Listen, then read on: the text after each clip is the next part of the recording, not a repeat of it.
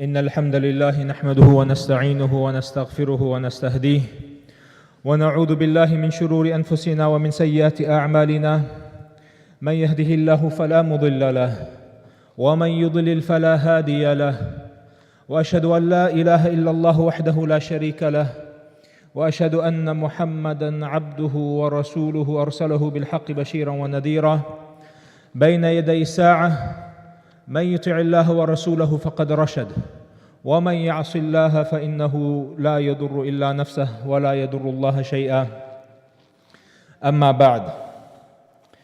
My dear respected brothers and sisters, I just have one message. On this beautiful day, on this blessed day, on this joyous occasion in which we have two Eids. The Eid of Al-Fitr, which is the Eid of Ramadan, and the Eid, the weekly Eid, which is our Jumu'ah day. And this is a great day because these two Eids have coincided in one day. We ask Allah subhanahu wa ta'ala to always keep us happy, just like He has kept us happy on this day. May Allah subhanahu wa ta'ala always keep us united the way He has united us on this joyous day. In the khutbah of Eid, we mentioned what we should do, how we should spend Ramadan. And I just want to mention one thing in this Jumu'ah khutbah, and that is how we should not be celebrating the day of Eid.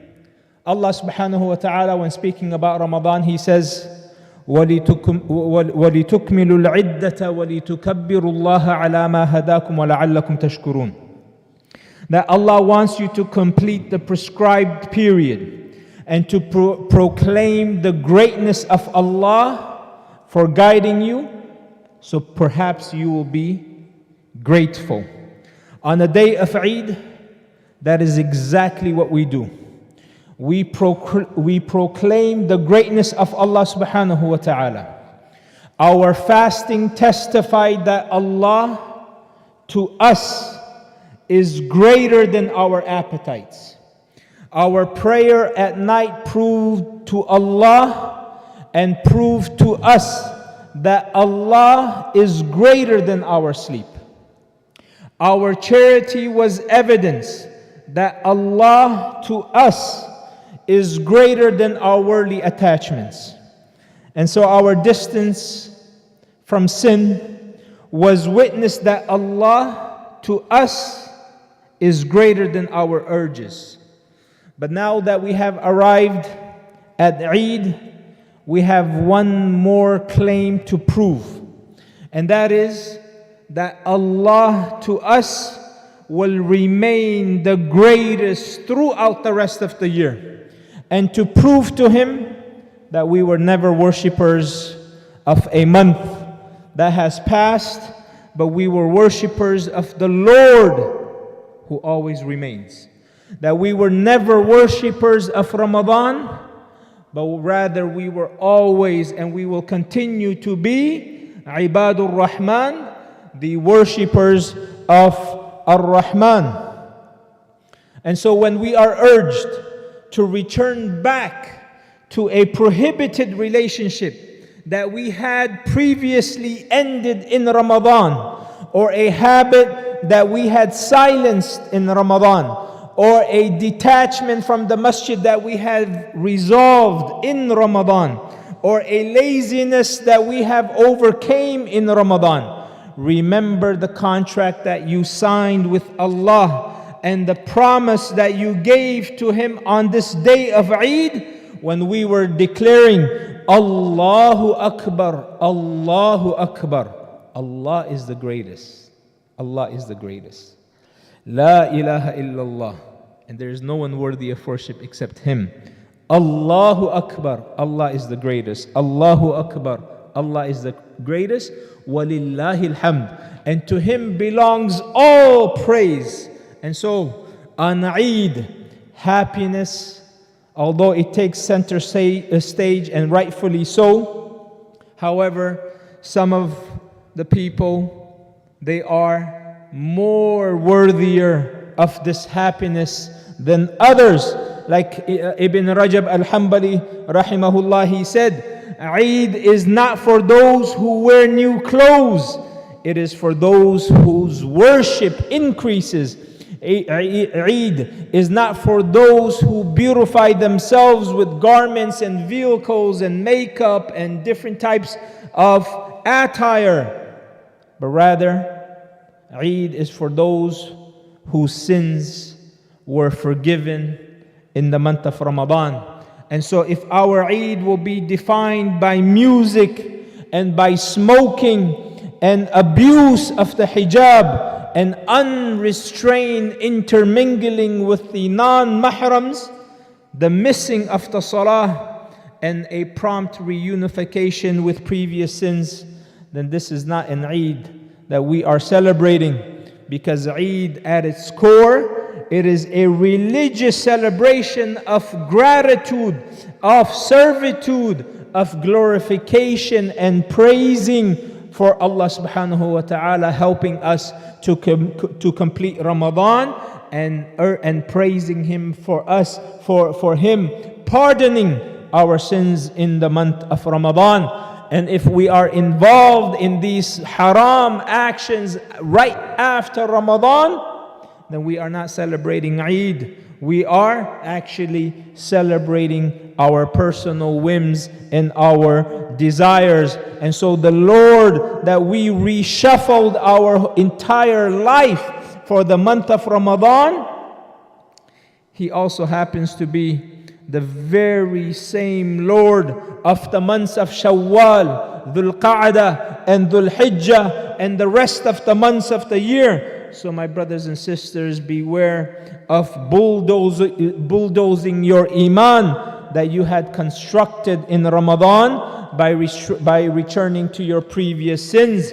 As Allah subhanahu wa ta'ala, He says, وَلَا تَكُونُوا كَالَّتِي نَقَضَتْ غَزْلَهَا مِنْ بَعْدِ قُوَّةٍ أَنْكَاثًا. Do not be like her who undoes the thread which she had spun after it had become very strong. And my brothers and sisters, lastly, we should remind each other and we should remind our families of the grandest Eid that awaits us all. The grand Eid that awaits the believers, and that is the day of entry into the everlasting gardens of Jannah, Ya Rab. After the believers, they had finally put behind them their life and the struggle that they had in this dunya, death and its pains and its agony, the grave and its squeeze, the judgment and its terror, they now find themselves standing at the gate of Ar-Rayyan, the enormous gate of Jannah that is exclusive to the people of fasting. That is the time when we will feel that the promise of Allah was true.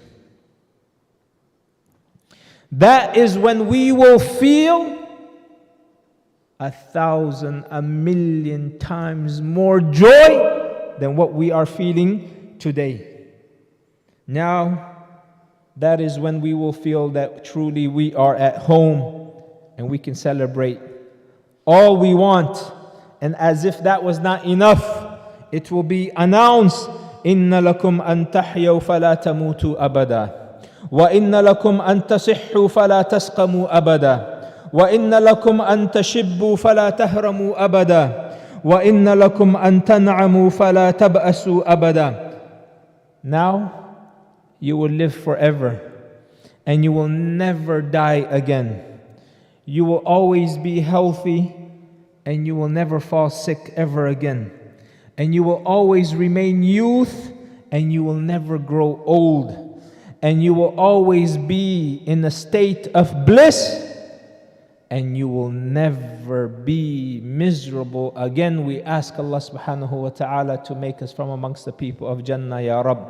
May Allah subhanahu wa ta'ala allow the Prophet sallallahu alayhi wasallam to take us by his noble hand and enter us into al-Firdaus al-A'la. May Allah subhanahu wa ta'ala unite us with our family and our loved ones in al-Firdaus al-A'la. مع النبيين والصديقين والشهداء والصالحين وحسن أولئك رفيقا. بارك الله لي ولكم في القرآن العظيم ونفعني وإياكم بما فيه من الآيات وذكر الحكيم. أقول ما تسمعون وأستغفر الله لي ولكم ولسائر المسلمين فاستغفروه إنه هو الغفور الرحيم.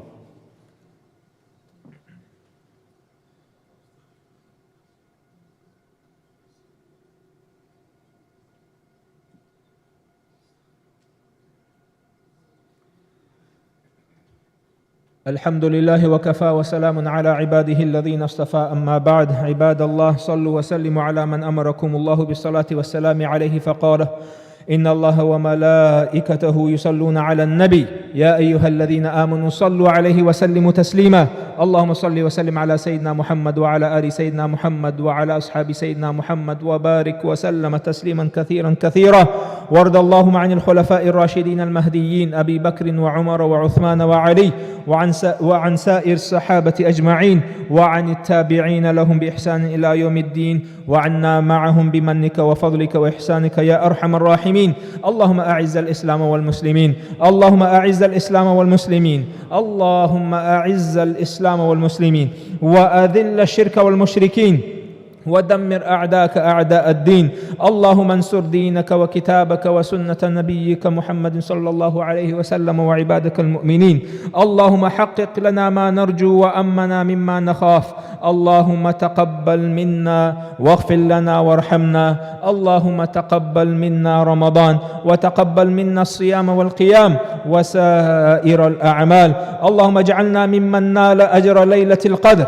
اللهم أعد علينا رمضان أعواما عديدة وأزمنة مديدة، ونحن بصحة وعافية وأمة الإسلام في عزة وتمكين. اللهم ألف على الخير بين قلوبنا، وأصلح ذات بيننا، واهدنا سبل السلام. اللهم أصلح فساد قلوبنا، وارزقنا حسن النية. اللهم انصر إخواننا المستضعفين في سائر بلاد المسلمين. اللهم انصر المجاهدين الذين يجاهدون في سبيلك في كل مكان. اللهم فرج هم المهمومين، وكن للأرامل واليتامى والمساكين والمحسورين والمأسورين.